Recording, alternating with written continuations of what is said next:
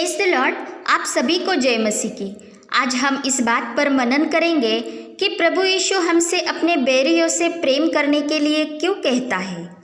यह संसार हमसे बैर ही न करे, इससे बढ़कर परमेश्वर यह चाहता है कि वे अपने उद्धारकर्ता यीशु मसीह को जान ले और उस पर विश्वास करें, क्योंकि परमेश्वर ने जगत से ऐसा प्रेम रखा कि उसने अपना इकलौता पुत्र दे दिया, ताकि जो कोई उस पर विश्वास करे वो नाश न हो परंतु अनंत जीवन पाए।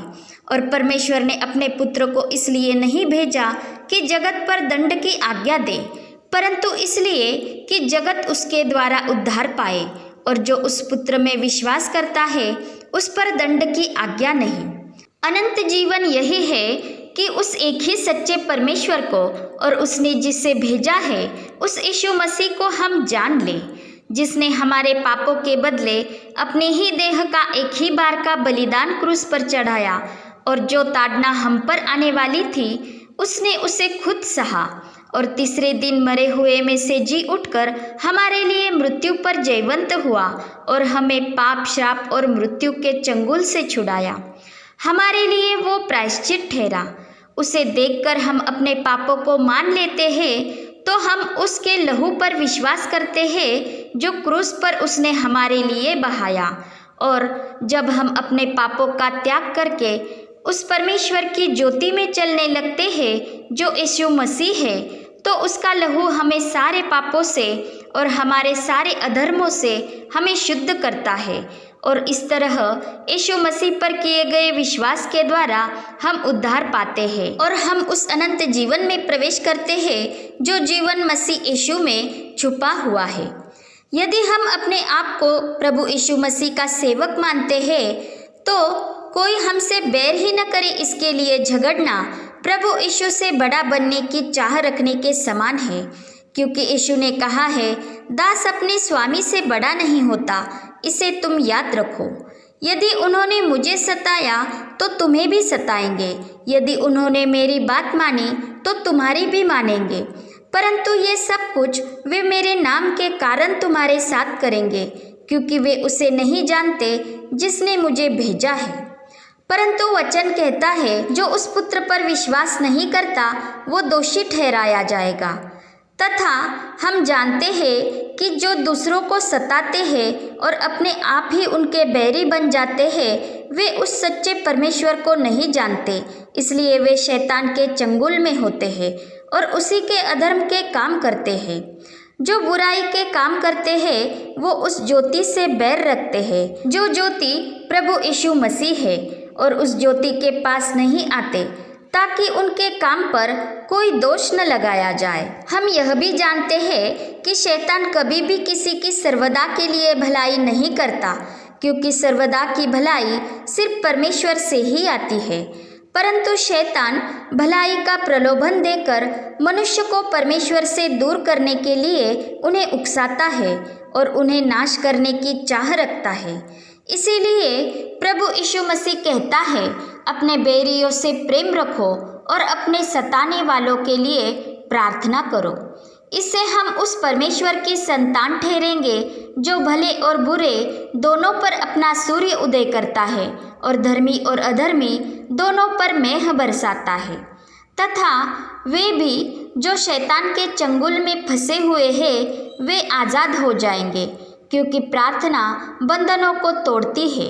और हम भी सर्वदा प्रार्थना में बने रहकर और पवित्र आत्मा की अगुवाई में उसकी प्रेरणा से मसीह की आज्ञाओं को मानते हुए उसके वचनों पर चलते हैं और इस संसार के सदृश न होते हुए हमारे मन को नया करते जाते हैं तथा हमारे चाल चलन को बदलते जाते हैं और अपने देह को मसीह यीशु में जीवित और पवित्र बनाए रखते हैं, तो हम परमेश्वर को सच्ची आत्मिक सेवा सादर करते हैं जो उसे भाती है, ताकि हम परमेश्वर की भली भांति और सिद्ध इच्छा अनुभव से मालूम कर सकते हैं और इस तरह के जीवन में चलते हुए मसीह के राज्य का सुसमाचार सुनाते हैं। तो हम पवित्र आत्मा के अनुग्रह में वरदानों के साथ सामर्थ से परमेश्वर की सेवा कर सकते हैं, जिससे हम परमेश्वर के राज्य में अच्छी फसल ला सकते हैं और उसमें से जंगली दाने के पौधे अलग कर सकते हैं।